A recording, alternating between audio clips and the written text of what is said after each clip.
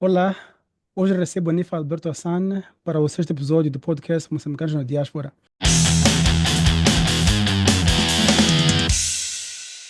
A Nifa é licenciada em Economia pela Universidade Eduardo Mondlane, concluiu recentemente seu mestrado em Administração Pública no Instituto Universitário de Lisboa e atualmente frequenta o doutoramento em Políticas Públicas também no Instituto Universitário de Lisboa.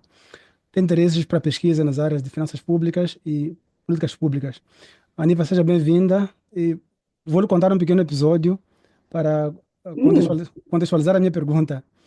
Há algum- obrigada. Força. alguns anos atrás, quando o assunto das dívidas ocultas estava a dominar os debates públicos, uma pessoa politicamente importante, pelo menos naquela época, veio fazer uma palestra na Unilúrio para tentar explicar parcialmente, né, os contornos da dívida. E durante a sessão de perguntas e respostas, você foi uma das poucas pessoas, se não a única, não me recordo muito bem, que se levantou e colocou questões muito contundentes e o clima na sala ficou muito tenso.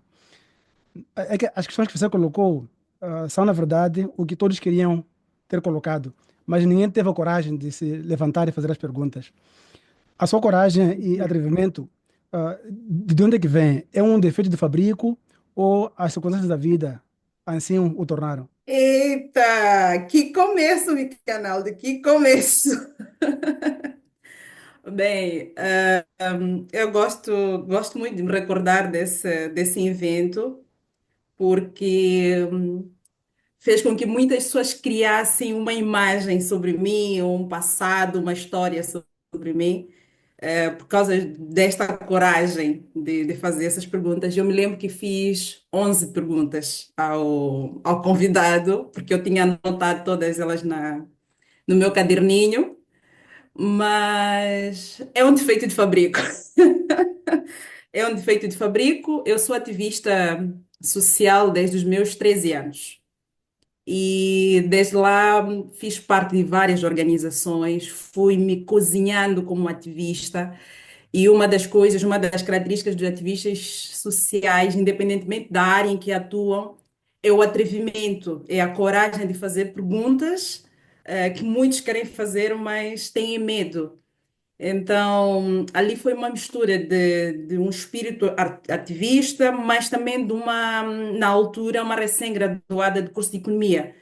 Então, tecnicamente, eu conhecia muitas daquelas questões que o convidado em causa estava a explicar politicamente, e que não, na minha ótica, não faziam muito sentido. Havia muitas brechas, muitas manobras, muitos enganos, muita tentativa de tentar embelezar o endividamento que teria consequências, continua tendo consequências para o povo moçambicano até hoje.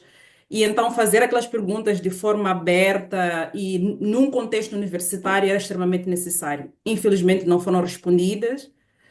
Criou-se aquela tensão toda na instituição. Eu lembro que os jornalistas foram até retirados da sala. Mas pronto, era necessário que fossem feitas. Era necessário que, ainda que não tenham sido respondidas por ele naquela altura, foram respondidas ao longo do tempo por outras pessoas e por outras instituições, como é o caso do CIP, né? Então, pronto, é o que é. É o que é. Foi realmente muito complicado. Ah, Naquela altura também acho que não havia muita informação sobre o assunto e se recordar, Sim. a informação veio a conta-gotas e cada pessoa que aparecia contava uma história ligeiramente diferente daquilo que a pessoa anterior havia contado e ficou-se Uhum. sempre naquela de esperar alguém que viesse à tona e nos contar a verdade sobre o que Sim, aconteceu. Mas infelizmente exato. penso que mesmo depois do julgamento que ocorreu ainda não temos um conhecimento profundo sobre tudo o que aconteceu lá. Sabemos parcialmente, mas nem tudo é de conhecimento público. Sim. Mas, enfim, Não, ah, sobre essas matérias é sempre bom ler relatórios oficiais de entidades que realmente estudam a matéria e não ouvir os políticos. Porque os políticos, primeiro, não entendem de economia e, segundo, vão sempre procurar defender o que eles fizeram de errado e que prejudicam o Estado como um todo. Então, recomendo sempre que leiam eh, tudo que é escrito por entidades especializadas na matéria e que não tenham uma posição parcial no assunto, são completamente imparciais e a verdade. sobre o que é que aconteceu por detrás do endividamento, é muito maior. Então, sempre recomendo que façam isso e não ouçam os políticos, porque os políticos são para fazer política e não para fazer economia. Pronto. Pois, ainda pratica o ativismo hoje? Sim, sempre. Sempre. Mudei de área, porque, como disse, sou ativista desde muito cedo, mas comecei como defensora dos direitos da rapariga e isto vou fazer até que pare de respirar, mas fui me adaptando a várias outras áreas de interesse. Enquanto fazia licenciatura em Economia,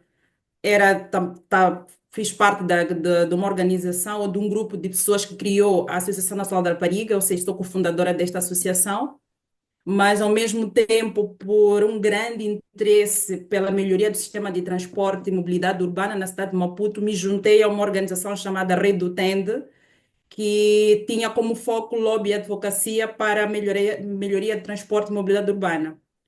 E pronto, depois disso fui intervindo em várias outras áreas, mas cá em Portugal eu me juntei ao Núcleo de Estudantes Africanos, mais uma vez por causa desta questão ativística, procurar sempre melhorar as condições das pessoas à minha volta e contribuir de alguma maneira.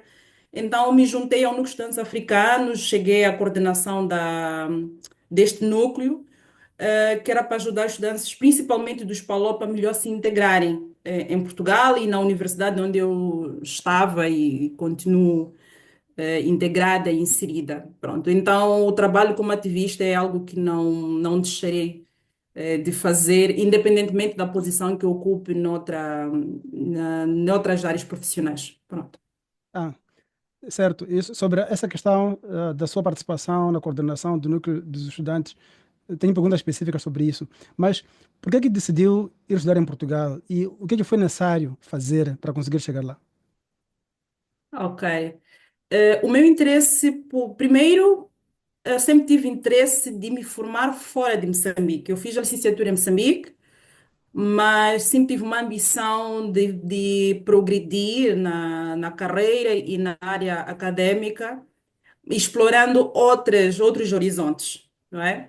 E sempre tive o apoio de quem foi o meu primeiro chefe, quem foi o nosso reitor, o professor Francisco Noa, que quando Hum. eu disse que queria fazer um mestrado na época, havia muita coisa. Nós, quando estamos a fazer a licenciatura, queremos todos fazer um mestrado imediatamente, principalmente quando somos distinguidos como melhores estudantes. Eu fui melhor graduada na licenciatura em 2015 Oh, e então tive parabéns. muito estímulo para fazer o mestrado. Obrigada. E então eu entrei em 2016 para a Unilúrio e já dizia ao reitor que tinha vontade de trabalhar, de crescer dentro da universidade, por isso que também escolhi trabalhar na universidade em detrimento dos bancos que me tinham convidado para colaborar. Mas ele também sempre disse, olha, se queres fazer um mestrado, se queres crescer, se queres explorar mais os teus conhecimentos, vai fazer fora. Nós conhecemos a qualidade das nossas universidades, então dizer, mas por que não fez em Moçambique? É porque nós conhecemos as condições das nossas universidades, mas também porque estudar fora de Moçambique nos abriria muito mais portas. Ainda assim, não fiz logo, porque ele sempre recomendou-me, ou sempre aconselhou a mim e todas as pessoas próximas, que não fizesse um mestrado logo a seguir, que eu tivesse um pouco de experiência profissional, tivesse certeza do que queria fazer no mestrado, para não fazer um mestrado porque sim, porque por um título tinha que fazer sentido. E então eu demorei cerca de 7 anos até fazer o mestrado e escolhi aquilo realmente que eu queria estudar e pretendo fazer no doutoramento e todas as outras pesquisas mais adiante. Mas ao longo desse percurso eu já tinha tido experiências profissionais com Portugal, já tinha colaborado, já tinha feito parte de vários programas de Erasmus, e então fui criando uma ligação mais forte com Portugal e com as instituições portuguesas. E pronto, e foi assim que acabei escolhendo Portugal para estudar. E depois a instituição em si, o ISCTE, eu pesquisei sobre a posição dela no ranking e principalmente no curso que eu queria frequentar, que é o mestrado em Administração Pública. e é uma instituição que está muito bem cotada nessa área. A certificação, pós conclusão do curso, é de reconhecimento de toda a União Europeia, e então me dá posso dizer, me dá capacidade e recursos não só para trabalhar em Moçambique e em Portugal, mas em toda a União Europeia. O meu certificado é reconhecido em toda a União Europeia. Então, foi mesmo, fui muito meticulosa ao escolher a instituição que queria fazer o meu mestrado. E foi Ah, assim que vim cá parar. ok, E great. foi assim. Ah, você mencionou um intervalo de 7 anos entre a conclusão da sua licenciatura para chegar ao mestrado.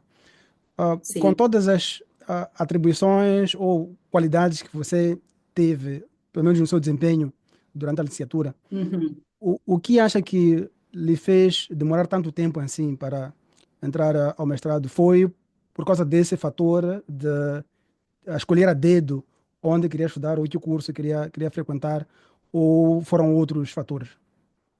Não só, foram várias. Primeiro teve este conselho que eu acho que recebi muito bem e dou a todas as outras pessoas que queiram fazer o mestrado, que é tenha certeza do que queres fazer. Não faça mestrado só por fazer, tenha certeza de que área queres estudar, queres explorar, porque vai conduzir todo o teu percurso profissional e acadêmico. Este foi um primeiro ponto. Porque acredito que se não tivesse tido este conselho de alguém que é perito nesta área da educação, da academia, talvez eu teria feito um mestrado logo e talvez não numa universidade em Moçambique ou qualquer outra mais próxima. E depois, o segundo foi por causa do trabalho. Durante este período eu estive a trabalhar na universidade, ocupei várias posições de gestão e isto foi também me dando certeza da área que eu queria fazer no mestrado. E nos últimos 2 anos foi mesmo para consolidar e ter esta certeza de onde e como eu queria fazer. E fui sentindo alguma pressão das pessoas à minha volta, não, vai fazer um mestrado porque tens outros interesses, és mulher, queres um dia te casar, queres ter filhos, então se já alinhares para o mestrado eh, antes dos 35, porque já estava mesmo ali na porta dos 30, já fazes os filhos depois do mestrado. Pronto. E então acabei vindo fazer o mestrado. Eu estava com 29, agora 31. Sim. Então foram vários fatores à volta, à volta que me fizeram fazer o mestrado mais tarde. Mas podia perguntar por que exatamente naquele ano, em 2022, que eu tomei esta decisão. É que também eu comecei a sentir uma espécie de monotonia no trabalho. Uhum. Durante este, como eu disse, eu comecei a trabalhar na Universidade de Lúria em janeiro de 2016, depois de terminar a licenciatura em outubro de 2015, foi muito rápido, e fui ocupando várias posições dentro da instituição, ainda que não devidamente nomeadas, mas eram responsabilidades que tinha que cumprir. E fui aprendendo desde a gestão de finanças, a gestão de projetos, a interação com várias instituições e individualidades nacionais e internacionais.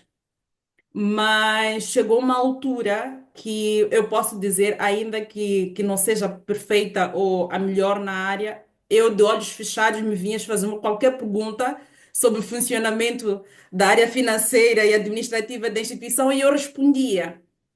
E então isto começou a criar uma frustração, vamos lá, um sentido de não estar a dar mais de mim, eh, e eu sentia que eu era capaz de trazer algo novo, não é? E ali já não estava a conseguir acrescentar mais valor, era algo muito monótono, sentia-me muito opaca dentro da instituição. E então ali é que estalei os dedos, já estava a ocupar uma posição importante, era diretora de finanças na altura, só tinha 1 ano e meio do cargo.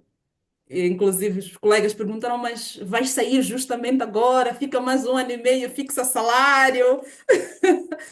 Mas era necessário para mim, para a minha cabeça, para a minha capacidade profissional, era necessário fazê-lo naquela altura e não adiar mais ainda.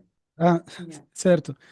Vou retomar alguns dos pontos sobre o trabalho, sobre a sua experiência no trabalho. Tenho questões Uhum. específicas em relação a isso, mas vou deixar para depois. Oh, Oi. queria fazer um pequeno comentário em relação a essa questão das idades, né, que você falou aí. O que Uhum. nós estamos numa situação bem diferente, né? Nós, na África, Moçambique, por aí, uma Sim. situação bem diferente dos outros países, né? Dos países envolvidos que eu tenho visto, os jovens, quando terminam a licenciatura, no ano seguinte, frequentam o mestrado, 2 anos depois, Uhum. graduam. Para quem quiser ir para o mercado de trabalho, vai para o trabalho. Quem quiser continuar na área acadêmica, faz doutoramento e Uhum. muitos deles terminam os doutoramentos por aí aos 29, aos 30 anos. E só depois disso é que arranjam família, têm filhos, Uhum. mas no nosso caso é diferente. Sim. Depois da licenciatura, bom, primeiro queremos nos estabelecer, porque em alguns contextos os nossos pais encarregados não têm mais condições de nos sustentar. Uhum. Então, É verdade. precisamos arranjar algum trabalho, nos estabelecermos e com os próprios recursos, Sim. se conseguirmos alguma vaga por algum sítio, pronto, vamos e Uhum. fazemos o mestrado Sim. e continuamos como for possível. Mas, enfim, Uhum. ah, você disse que foi muito cuidadosa, foi cautelosa ao escolher onde estudar e que curso frequentar. Agora que está Sim. aí, qual é o seu nível de satisfação com a formação que tem e qual é a sua experiência de viver em Portugal? Olha, primeiro em relação ao curso, eu tinha uma expectativa porque eu li sobre o curso e sempre tive este cuidado. Acho que o fato de trabalhar na academia, vou sempre tendo alguns pontos a analisar. Então fiz isso. E não poderia ser melhor. Estou realmente satisfeita com a instituição, com a qualidade dos professores. Eu acho que tem a imagem e o título que tem por merecer, né? Não posso me queixar disso. E eu consegui conciliar a parte técnica e prática que eu já tinha, né? Porque eu, como gestora pública, fui tendo experiências práticas, depois fui fazer um curso de mestrado em administração pública, que foi realmente dar nomes àquilo que eu já fazia todos os dias e me abrir muito mais horizontes, dizer-me até por que que as coisas são feitas daquela maneira e como é que poderiam ser feitas de forma melhor. Então, estou mesmo satisfeita em relação ao curso que eu fiz, com a qualidade dos professores que eu tive, e eu acho que o feedback que eu tenho recebido, não só das pessoas que têm lido o meu trabalho, mas das pessoas com as quais eu tenho colaborado, incluindo a instituição que serviu de objeto do meu estudo, que é o Tribunal Administrativo de Moçambique, tem mostrado que valeu a pena, foi uma escolha acertada.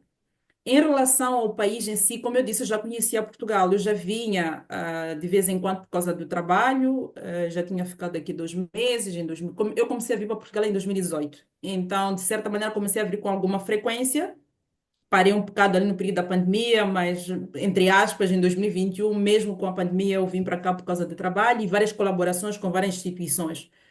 E então não me surpreendeu. E eu já conheci o Portugal, já conhecia Lisboa, tenho uma rede de apoio muito forte cá, não só de colegas da Unilúrio, porque foram pessoas, por exemplo, para conseguir o alojamento, que é uma das coisas que as pessoas que vêm de Moçambique e dos outros países dos PALOP têm muita dificuldade. Eu não tive, porque assim que eu tomei a decisão de vir para Portugal, eu entrei em contato com colegas nossos que já vivem cá, não é? E foram eles que ajudaram a procurar casa. Eu vim para Portugal já sabendo onde é que ia viver.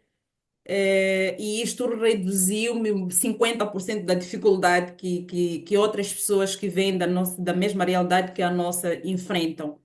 E depois, durante este período, eu acho que este dado é importante para quem vai ver esta conversa e pretenda sair do seu país para se formar, seja em Portugal ou onde for, é a preparação financeira, né? Eu, durante esses anos, porque eu sempre quis, como eu disse, eu sempre quis fazer um mestrado e sempre fui aconselhada a fazer fora, não tinha certeza de conseguir uma bolsa de estudo, eu fui me organizando financeiramente.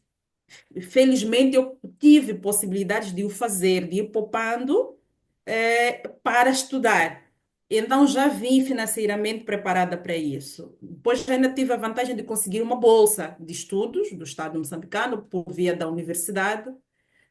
Ainda que ela tenha chegado bem mais tarde, eu não senti esse sufoco. Então, sou um caso à parte, não é, da realidade que muitos outros estudantes africanos enfrentam quando vêm para Portugal. Mas foi mesmo uma situação mais fácil, mais flexível, porque tinha o marido de apoio e estava financeiramente mais preparada, sim, sem dúvida.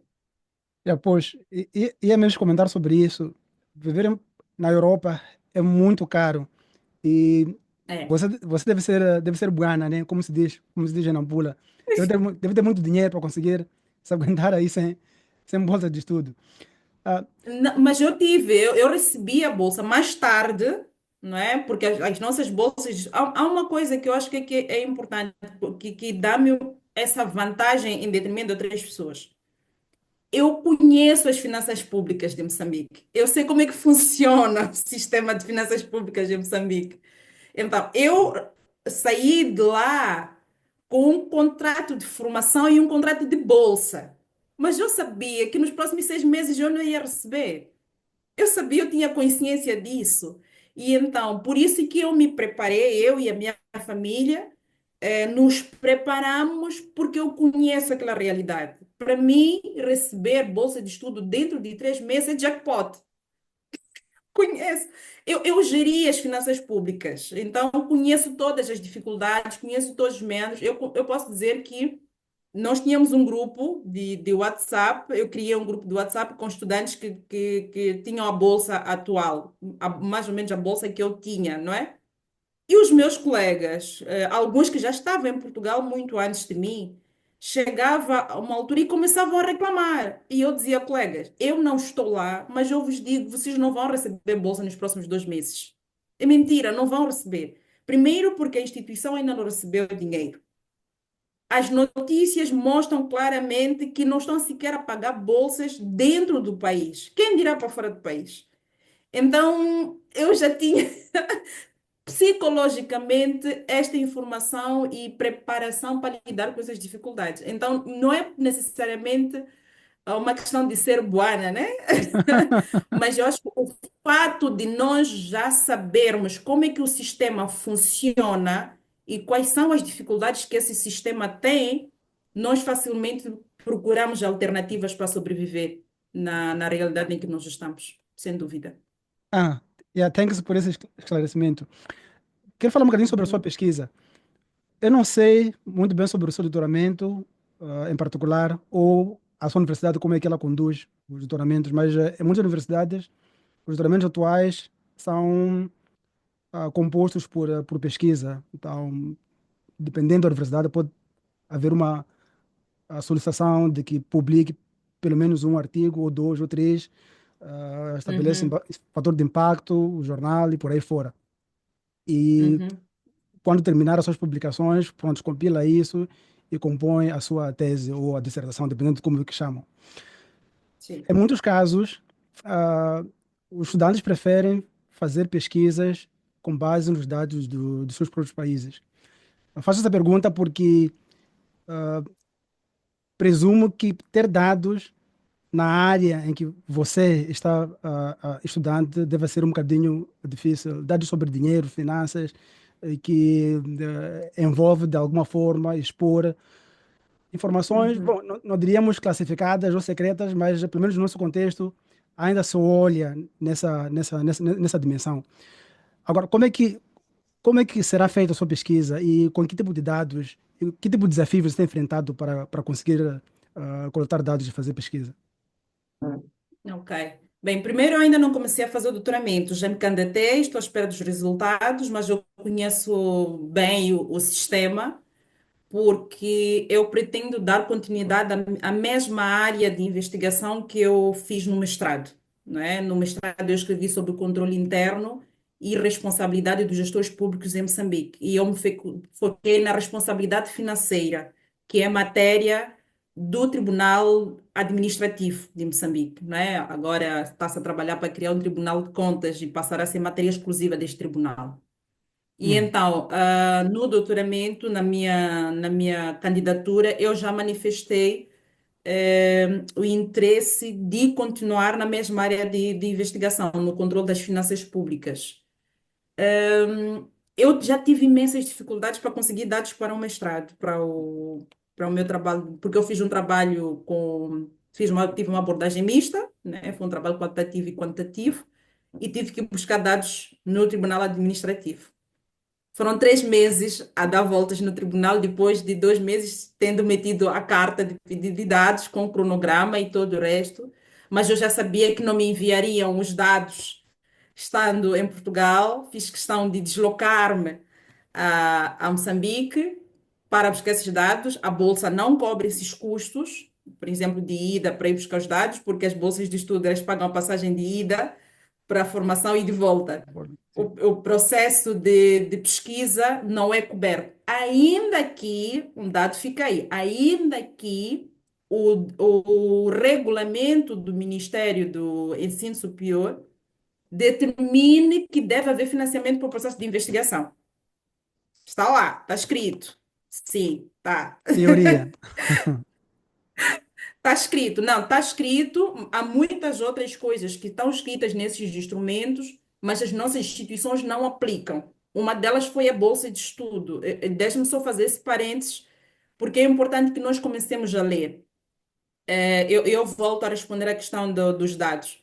Sobre essa questão da bolsa, eu posso dizer, o meu canal é da Unilúrio também, conheço um pouco a- o sistema, de certa maneira. Na verdade, Nós, desde que eu desculpe, diz, na verdade, eu não me envolvo muito nos assuntos, porque sei logo de antemão que não terei respostas positivas na maioria das vezes. Então, para evitar estresse, uhum, prefiro sai fora.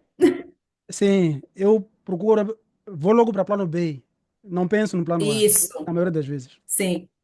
Mas o que acontece sobre esse dado que eu pretendo partilhar aqui é o seguinte: desde que eu entrei para a instituição em 2016, sempre se pagou um determinado valor de bolsa de estudo, tanto para dentro como para fora do país.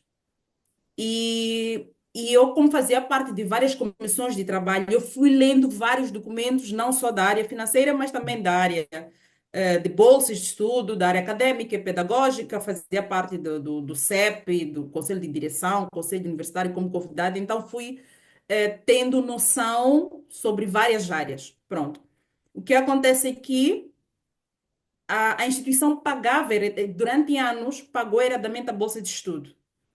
Tinha-se definido um valor, por exemplo, para fora do país, quem vai fazer o mestrado vai receber 30 mil meticais por mês, e para quem vai fazer o doutoramento vai receber 40 mil meticais por mês. E foram pagando isso durante anos. Errado, porque violava o instrumento superior a ele, que é do Ministério de Ciência e Tecnologia, Ensino Superior e Técnico Profissional. Agora tiraram o técnico profissional, pronto. As bolsas de estudo devem ser pagas em função do custo de vida do país onde cada estudante vai.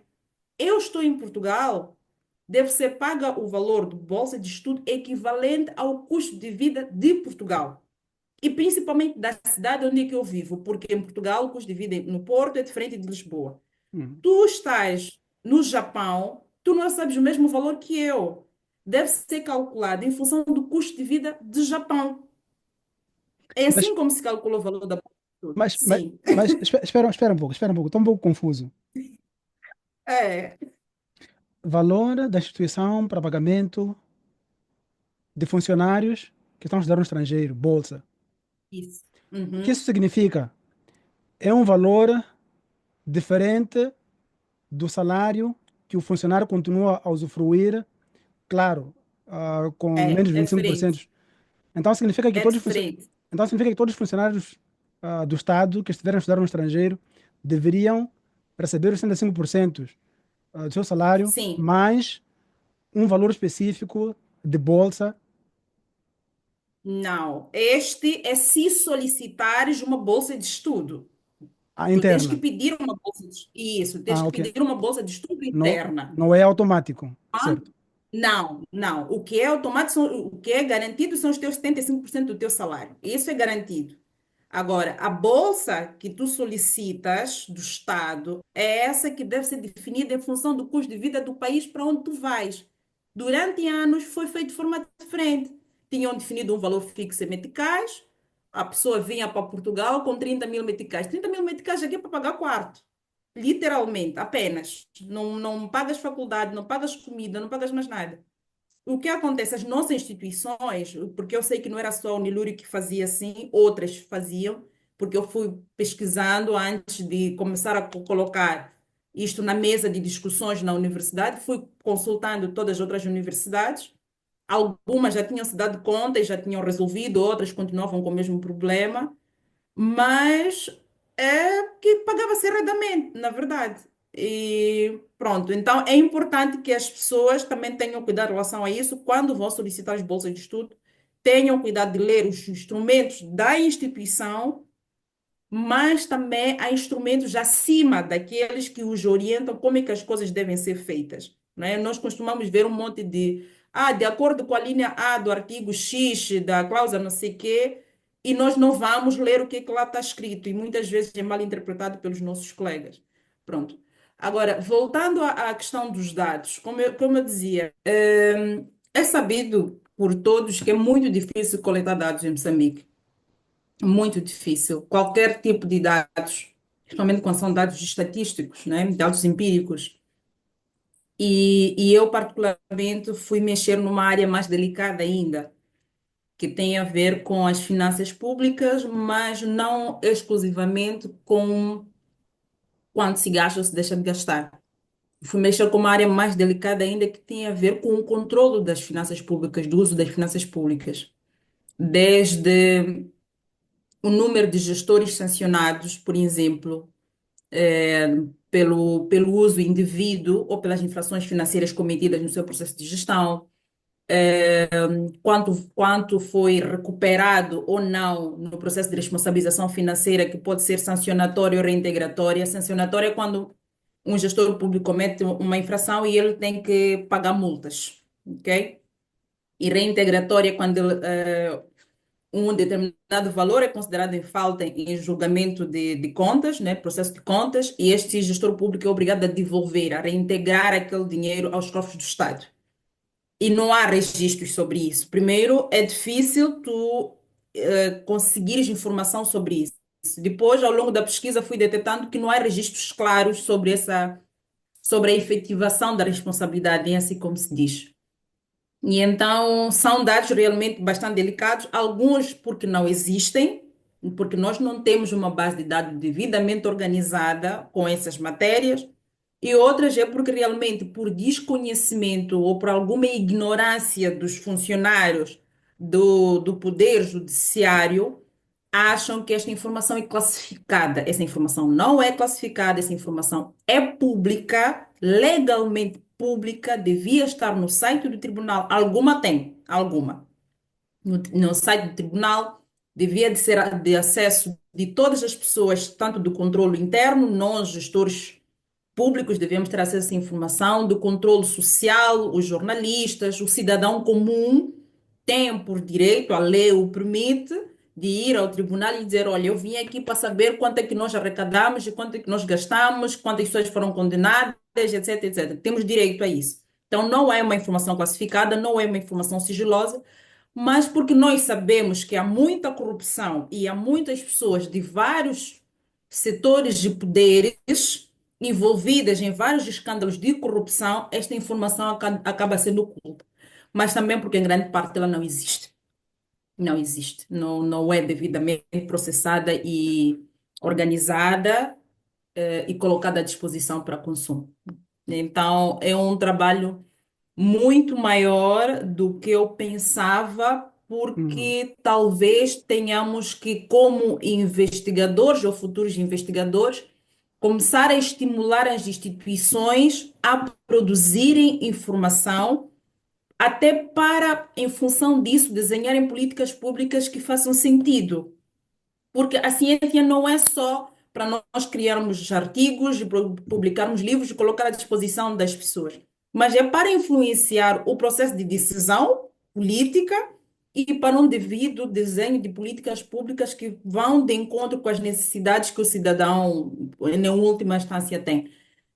Então, há muito trabalho à volta disso, bastante.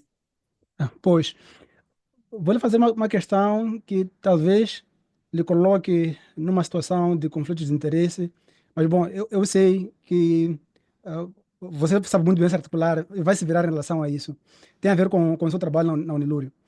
Ah, Uhum, no meu entendimento, as universidades são das instituições que mais precisam de pessoas formadas no exterior, sobretudo para o nível de doutoramento, né? Para termos professores doutores que ajudem uhum, na pesquisa. É isso, é somente para isso que uma universidade serve.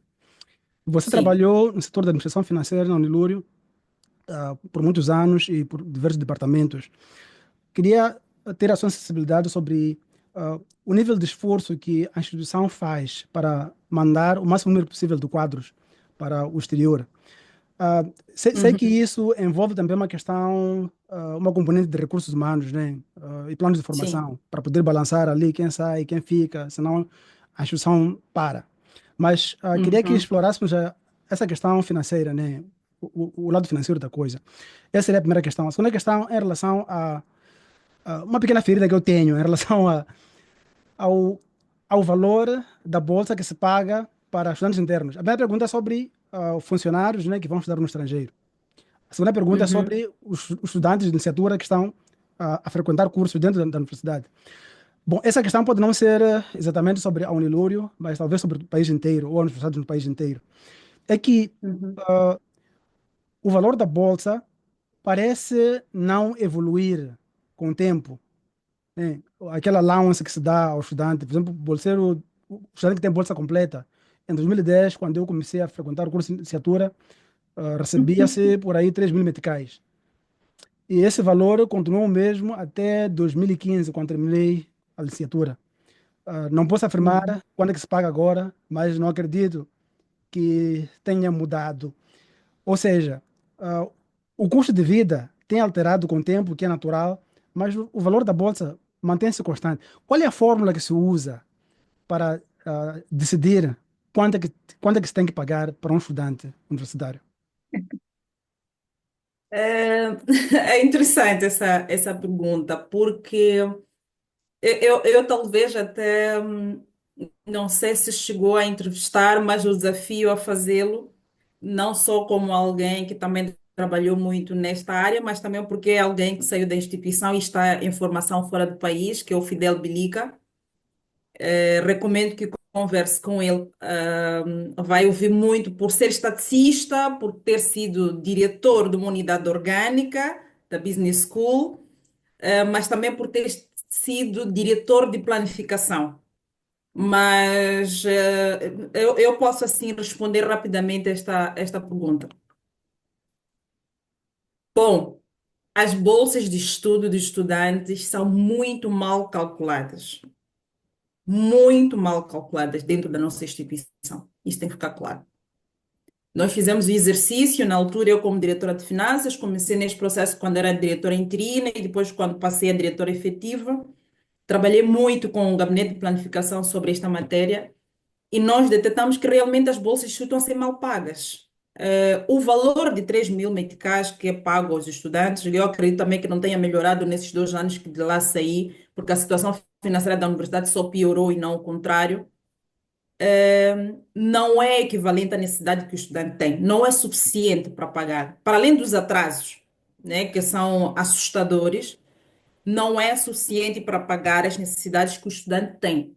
Há uma série de deduções que acontecem naquele valor que, por fim, só para ter ideia, eles têm que pagar cerca de 4 mil meticais entre a matrícula, a inscrição e as propinas, por exemplo, por semestre.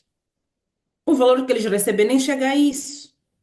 Como é que eles vão cobrir, excluindo a alimentação, o alojamento? Porque é que eles que até vêm com a bolsa completa? Os 3 mil meticais é da bolsa completa.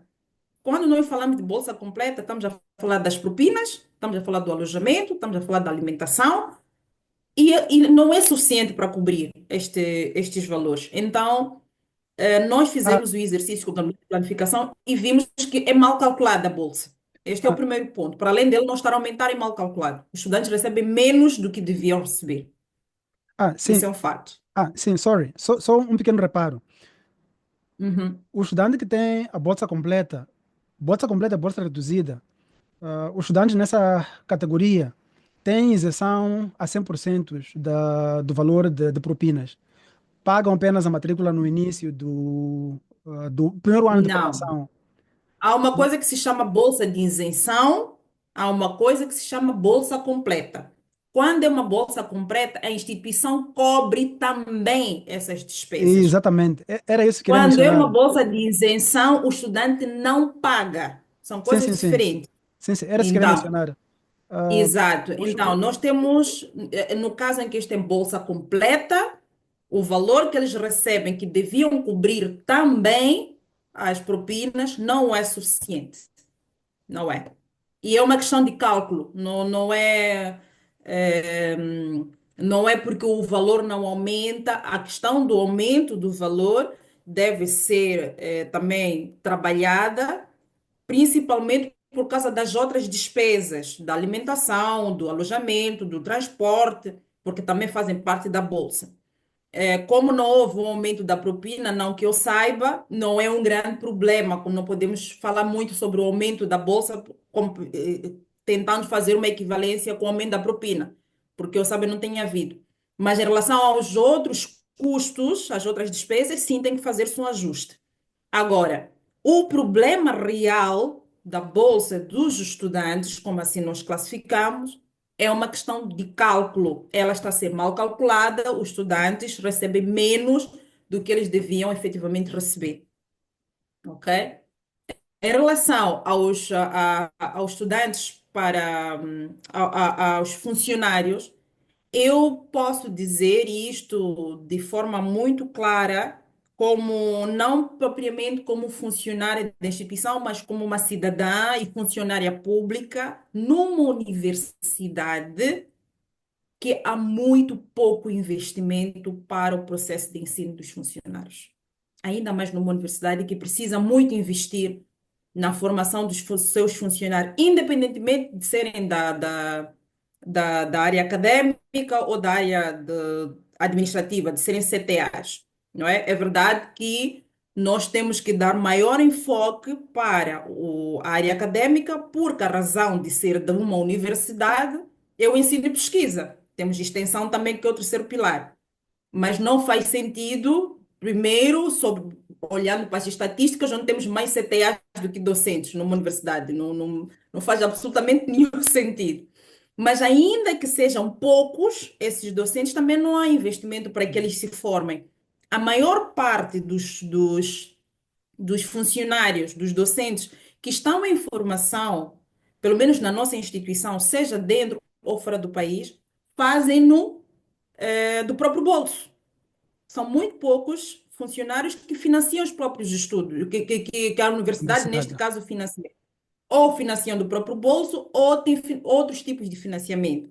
Certo, é importante que nós façamos o exercício de buscar outras fontes de financiamento. Claro que é necessário, porque nós conhecemos a realidade do país em que nós vivemos, não é? Que há muitas dificuldades para isso. Mas não podemos, de forma nenhuma, retirar a obrigação da gestão da universidade fazer barulho a quem tem que fazer para formar mais quadros com qualidade, porque são esses que depois vão dar um retorno positivo para o processo de ensino na universidade.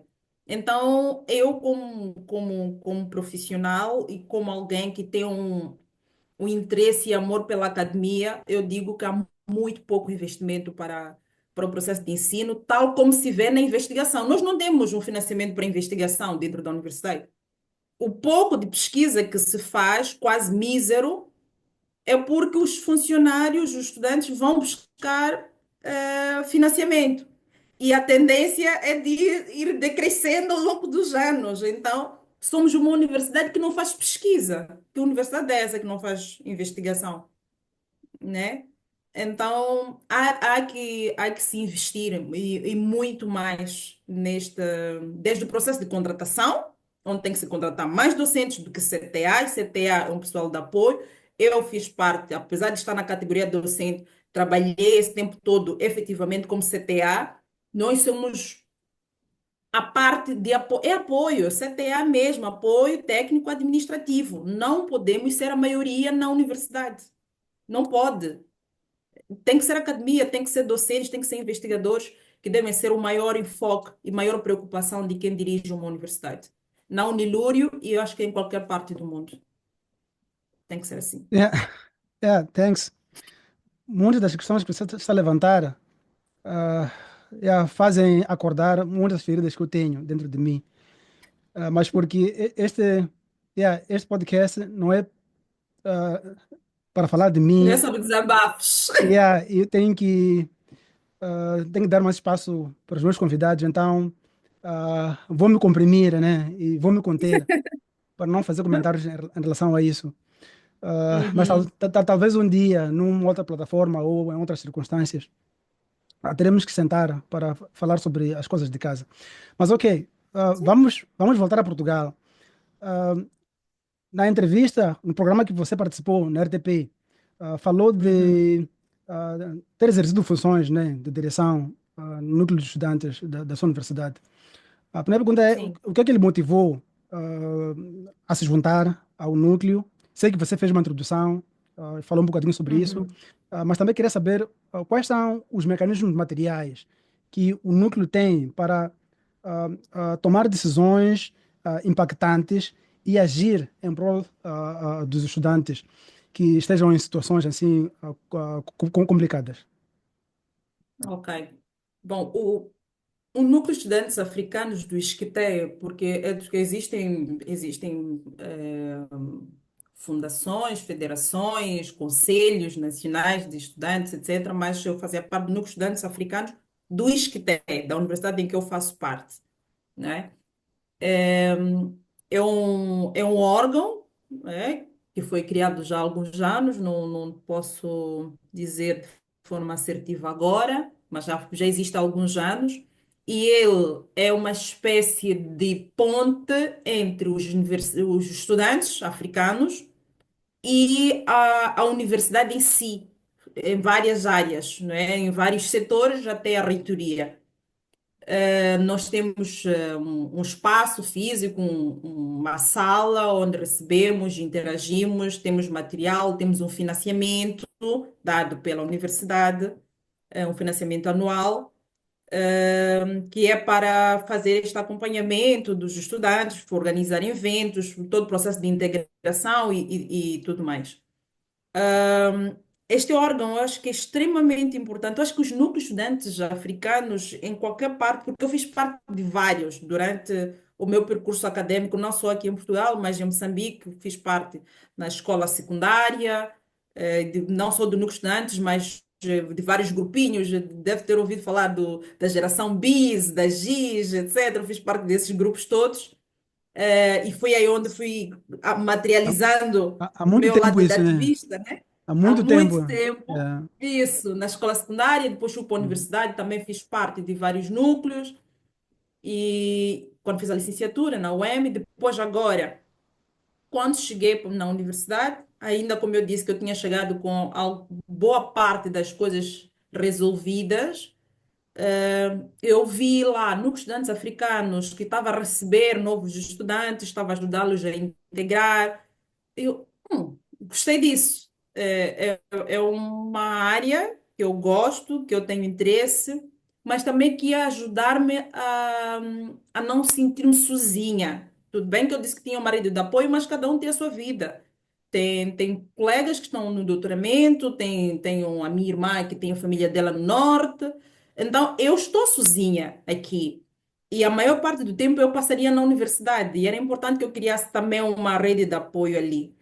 E então, juntei-me a este núcleo, comecei a fazer parte das atividades aos poucos, desde integrar novos estudantes dos PALOP, apresentá-los à universidade, como é que a universidade funciona, como é que eles fazem, por exemplo, para tratar os seus cartões, cartão de estudante, cartão do banco, cartão o passe do transporte, como é que eles, por exemplo, tratam do visto do estudante ou título de residência, porque eles vêm para cá com o visto, mas depois têm que transformar aquilo num título de residência, porque o visto tem validade de 3 meses. E alguns deles vêm e nem sequer sabem como é que isso funciona, ou nem sequer sabem que no passaporte deles tem uma marcação. Então, nós íamos partilhando como é que eles, por exemplo, usavam as plataformas de e-learning, o Moodle, o Fênix, e o núcleo existe para isso. Mas também, imagine que temos uma situação de um estudante que passou por uma situação crítica, ou chegou extremamente atrasado, está com as matrículas atrasadas, ou se perdeu, ou sofreu um acidente. O Núcleo de Estudantes Africanos também ajuda neste processo. Só para ter ideia, nós tivemos uma situação rapidamente de uma miúda moçambicana, da Beira, que veio para a universidade, apresentou-se por 3 dias, depois desapareceu. Literalmente desapareceu, ficou 2 semanas sem sequer aparecer na universidade.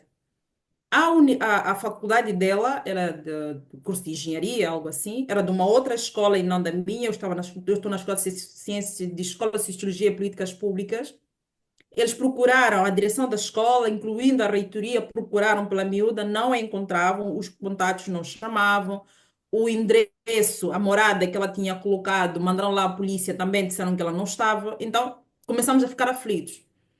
E a universidade só conseguiu chegar àquela miúda por nossa via, porque ela já tinha passado, assim que ela chegou para a universidade, ela se apresentou no núcleo, e por acaso foi atendida por mim, e criamos uma ligação mais forte por ser moçambicana.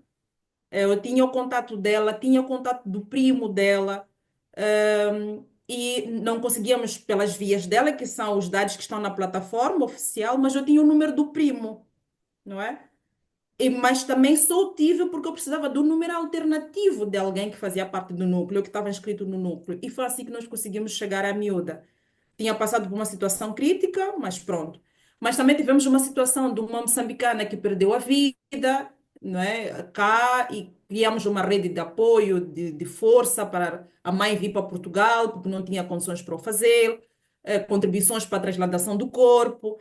Então, o núcleo não só é importante para o processo de integração dos estudantes, mas também para esse acolhimento e apoio em situações também extracurriculares ou fora da academia.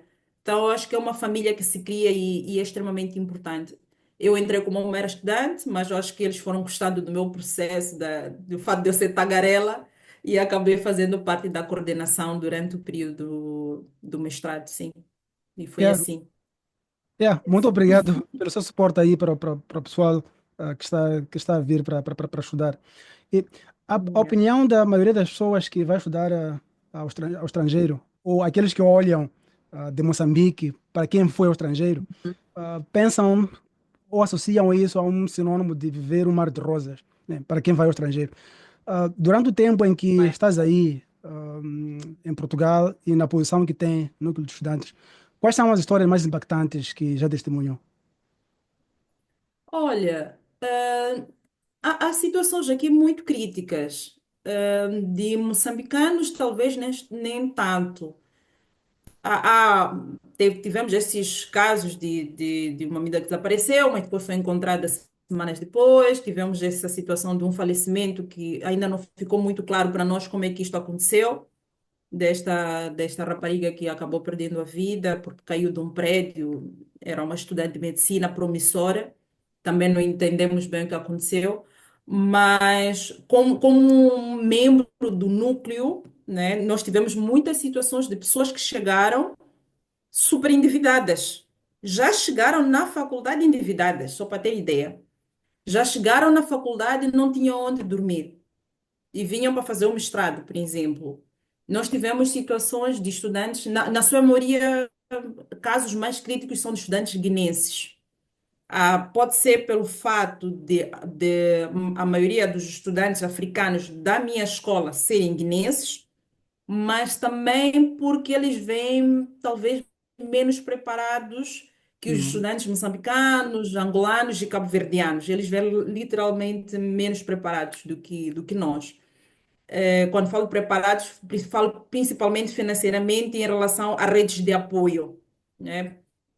E alguns dados do Instituto Camões, saiu um relatório no ano passado, antepassado, que também mostra um pouco de dificuldade em relação às matérias de matemática, física, química e até português, ainda que sejamos estudantes de países de língua portuguesa, vêm estudantes para fazer mestrado que têm problemas com português. É uma situação triste, mas real. E saiu isto nos relatórios, viramos até chacota, motivos de memes e etc. Mas é verdade. Uhum. E nós, como estudantes africanos, detectamos isso de forma muito prática e tentamos ajudar os que são relativamente melhores, vão ajudando os outros colegas a melhorar a linguagem, como escrever um trabalho acadêmico, como fazer uma pesquisa, como usar as plataformas de investigação e todo o resto, porque nem todos nós sabemos e é normal que não saibamos tudo. Ah, Mas temos encontrado várias situações destas de endividamentos, que estudantes já vêm atrasados e com dívidas e não sabem como fazê-lo. Tem estudantes, na sua maioria, não vêm com bolsas de estudo para cá, naturalmente, e mesmo que venham, acabam demorando. Não é só Moçambique, a Angola também demora para pagar, Guiné também demora para pagar. E são estudantes que às vezes não são mandados embora dos quartos que alugam.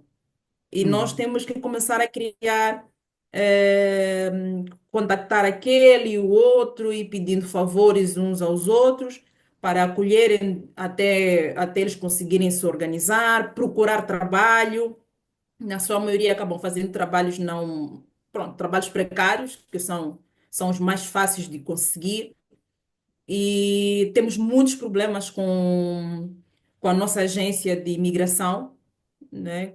Na altura era o CEF, que eram de Serviços de Estrangeiros de Fronteiras, agora é a Agência de Imigração. É muito problemático, são muito demorados, então acabam que alguns estudantes acabam ficando ilegais por causa dessa instituição e nós temos que estar ali a dizer à instituição, olha, esse estudante chegou a tempo, ele participou, está aqui o comprovativo, ele só está nesta situação porque a organização, a agência lá não o recebeu a tempo. Então, há muitas situações que vão atrapalhando este processo de ensino, mas na sua maioria é um problema mais financeiro. É mais financeiro que acaba mexendo com o psicológico deles e acabam desistindo, infelizmente. Acabam desistindo do processo de ensino por causa disso. E tanto é que acabou sendo criado um programa INIS que é para trabalhar e ir acompanhando mais na íntegra esses estudantes, antes mesmo que eles desistam e apoiá-los. Pronto. Temos tido, infelizmente, temos tido situações dessa natureza. Ok, do lado de lá, me refiro ao lado do lado do núcleo de estudantes, há um trabalho que vocês estão a fazer, né? Uhum, A jusante, mas a montante, considerando a experiência que você tem gerindo uhum. estudantes, quais são os aspectos preparatórios que você acha que deveria usar como conselho para quem quer estudar um estrangeiro, para evitar se colocar em mãos de lençóis? Para já, façam tudo com antecedência. Ok? Façam tudo com o máximo de antecedência. As aulas começam em setembro. Eu sei que nem tudo depende exclusivamente dos estudantes, principalmente no caso do visto. Os vistos demoram. Mas se temos o interesse de nos formar, pelo menos em Portugal, nós temos pelo menos 3 a 4 fases de inscrição. Procurem sempre se inscrever nas primeiras fases, na primeira e a segunda fase. Assim que saem os resultados, porque eu digo isso porque conhecemos a realidade dos nossos países. Assim que saem os resultados, solicitem o visto, porque demora. Porque há casos, porque alguém pode vir perguntar para mim, Anifa, quanto tempo levou o seu pedido de visto? O meu visto levou 3 dias, mas levou 3 dias porque eu já tenho um histórico em Portugal. Eu já tinha a minha base de dados, já tinha vindo para cá várias vezes. Ainda que todos os requisitos sejam os mesmos, o histórico conta. E a maioria dos estudantes que vêm se formar vêm pela primeira vez, não tem o histórico. Há um processo de rastreio muito mais demorado para que eles venham. Então, fazermos o pedido do visto de forma antecipada é extremamente importante. Um, e isto vai nos fazer evitar que as aulas comecem antes de nós cá estarmos. Eu cheguei atrasada, mas porque teve questões do trabalho que fizeram com que eu atrasasse. Não foi por causa do visto, de forma nenhuma. Foram questões profissionais que me fizeram atrasar vir para cá. Infelizmente, eu consegui compensar e tinha feito os pagamentos. Pronto, esta é uma outra situação. Mas como eu sei que a maior parte dos estudantes acabam ficando sufocados, porque vêm para cá e já estão endividados, imagina, chega um estudante, já está com 400 euros em dívida. Ele nem sequer assistiu uma aula, mas porque ele se matriculou e ele tinha, ou foi aprovado, tinha que pagar uma taxa de reserva de 350 euros e tinha que pagar uma matrícula e não pagou, ele já vem endividado e está sufocado. Então, fazer isso com antecedência. Um. Dois, as nossas embaixadas precisam trabalhar a sério, não estão a trabalhar. Eu tenho que dizer isso e tenho que dizer isso com muita tristeza. O nosso eu não sei se eles vão ver isto, mas o consulado de Moçambique em Portugal, a embaixada de Moçambique em Portugal, mas não falo só das nossas embaixadas, mas das outras embaixadas dos PALOP, precisam trabalhar a sério, não estão a dar acompanhamento. Eles nem sequer sabem, e eu posso dizer isso, infelizmente posso dizer isso de boca cheia, nem sequer sabem quantos estudantes dos seus países estão cá e em que Hum, instituições. Não sabem. Não há este acompanhamento. Há uma contraculpa à nossa, porque nós, quando viemos para cá, não fazemos o registro consular. Mas também porque não sabemos, na sua maioria. Na nossa maioria, não sabemos que temos que fazer o registro consular.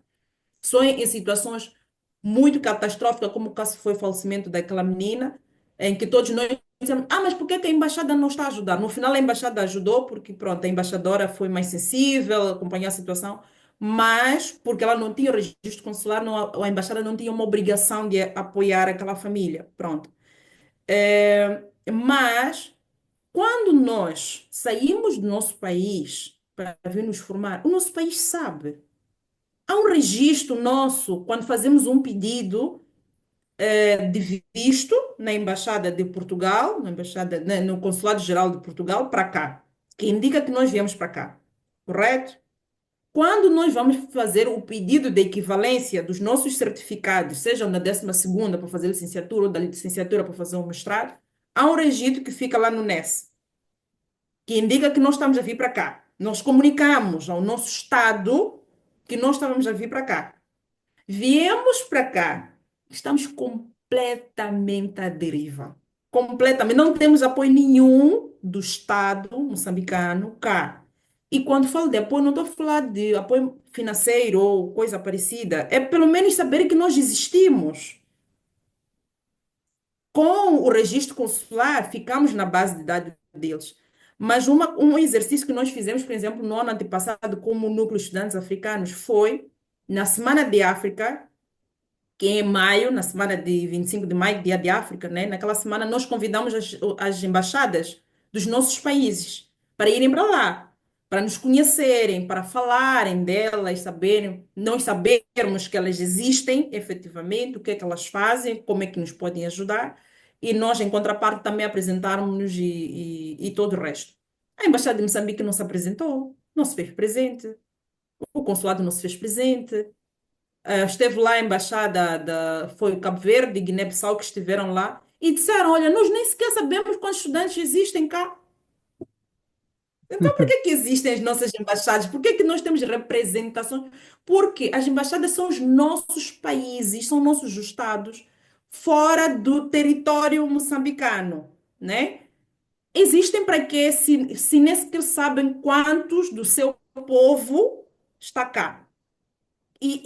Mas eu trago estas instituições não só para fazer uma crítica, mas para dizer o quão importante elas são para o processo de integração e flexibilização da integração dos estudantes cá. Se a Embaixada de Moçambique, por exemplo, se a Embaixada de Moçambique tem uma interação flexível com o Consulado-Geral de Portugal em Maputo, ou tem uma ferramenta de comunicação entre essas duas instituições, a partir do momento que me é atribuído, eu solicito o visto, eu solicito o visto. Quando eu solicito o visto, um dos requisitos é carta de aceitação da universidade para onde eu vou, correto?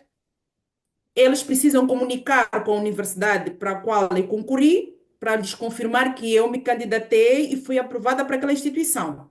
Estamos acertados. Neste momento, devia haver um mecanismo de comunicação.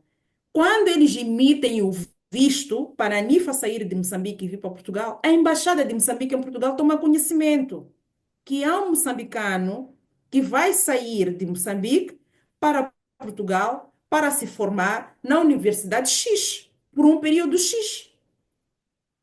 Eu acho que não é difícil, eu acho que pode ser que eu politicamente esteja a imaginar que alguma coisa flexível, não sei, tu eu acho que lidas melhor com tecnologia, não sei se isso se é uma coisa difícil de se fazer, de criar uma ponte, algum mecanismo de comunicação. É só enviar um papel, um e-mail, não sei o que seja, deles saberem quantos vistos de estudantes foram emitidos para moçambicanos irem se formar em Portugal e cada um o nome da instituição e o número de passaporte.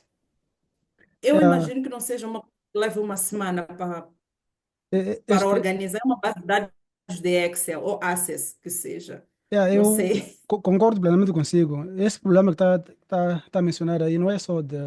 Não está a ocorrer só em Portugal, aqui também temos a mesma coisa. Eu só fiquei conectado com a embaixada, acho que 2 ou 3 anos depois de ter estado aqui. E, enfim, nessas circunstâncias que você está a mencionar aí, ninguém sabe quem está aqui, o que está a fazer, etc, etc. Isso é Mas, extremamente necessário. É mas, enfim, necessário. Anifa, já estamos sem tempo. Ah, eu quero agradecer pela sua presença aqui e vou lhe deixar fazer as considerações finais. Não vou colocar uma pergunta específica, então deixa a seu critério. Uhum. Bem, eu sou uma tagarela, deves já ter, ter percebido que tenho muitas coisas que apoquentam, mas eu acho que como esse podcast tem muito a ver com este acompanhamento do processo de ensino e 3 minutos ou 3 segundos. Três Minuto, minutos, não vou gastar tudo isso.